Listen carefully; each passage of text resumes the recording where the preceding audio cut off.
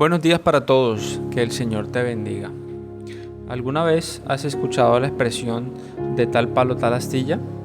¿Qué se nos viene a la mente cuando escuchamos esa expresión?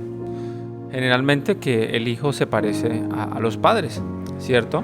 Seguramente usted lo ha dicho o se lo han dicho porque en algo nos parecemos a nuestros padres.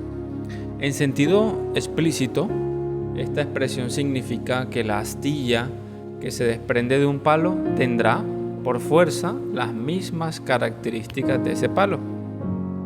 El significado implícito tiene que ver con las relaciones de semejanzas que hay entre padres e hijos, bien sea por herencia genética, por educación, porque se parezcan físicamente, por su comportamiento, sus gustos, su forma de ser o actuar, así como cosas como el físico, que es lo más evidente, ¿cierto? Pero en un sentido general se puede decir que lo que significa el dicho de tal palo tal astilla es que todo, de un modo o de otro, se parece a su origen o a aquello de lo que proviene. En este caso, pues generalmente se utilizan los padres. Pero ¿alguna vez te han dicho que eres igualito a Jesús? ¿Alguna vez te han dicho que te pareces muchísimo a tu Padre Celestial? Oye, mira, te pareces muchísimo a tu Padre que está en el cielo.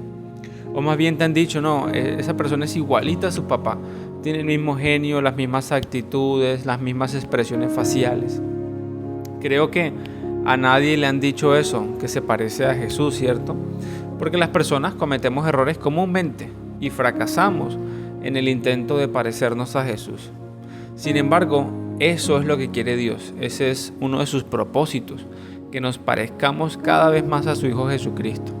La Biblia dice en Efesios 4, versículo 24, pónganse la nueva naturaleza, creada para ser a la semejanza de Dios, quien es verdaderamente justo y santo.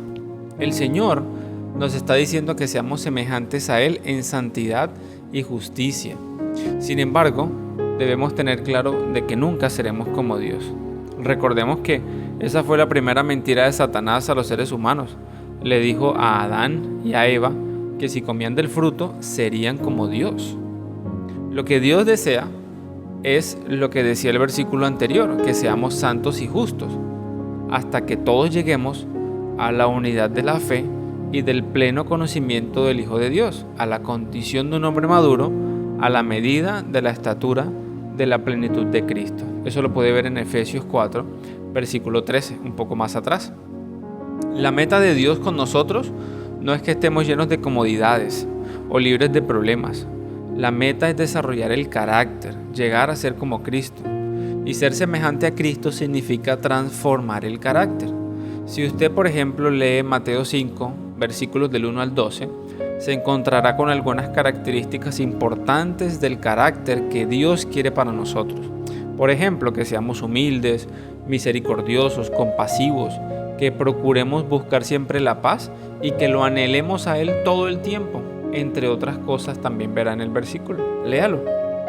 Cuando nosotros olvidamos que uno de los propósitos de Dios es formar el carácter, entonces nos frustramos y nos preguntamos, ay, ¿por qué me pasa esto a mí? ¿Por qué tengo tantos problemas? ¿Por qué la vida es tan dura para mi familia?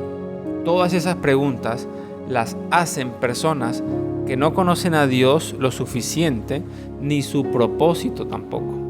A veces interpretamos mal la vida abundante que ha prometido Jesús cuando dice que Él ha venido para que tengamos vida y vida en abundancia. Mientras algunos piensan en riquezas en base a este pasaje, realmente el contenido de este pasaje está hablando de salvación eterna y madurez espiritual. Nosotros tenemos que crecer en el carácter de Cristo, pero no podemos hacerlo en nuestros medios, en nuestras fuerzas.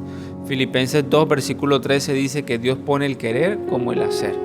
Sin embargo, nosotros debemos poner de nuestro esfuerzo para alcanzar la meta que Dios nos ha propuesto. No nos vamos a parecer a Cristo porque lo imitemos, sino porque Él more en nosotros, a través de nosotros. Mira, Colosenses 1, versículo 27 dice que Cristo vive en nosotros. Y cuando Cristo vive en nosotros, hacemos todo en obediencia a su llamado y comenzamos a actuar conforme a su voluntad. Cambiamos el carácter, cada día nos vamos como aproximando más a la medida de la estatura de su plenitud.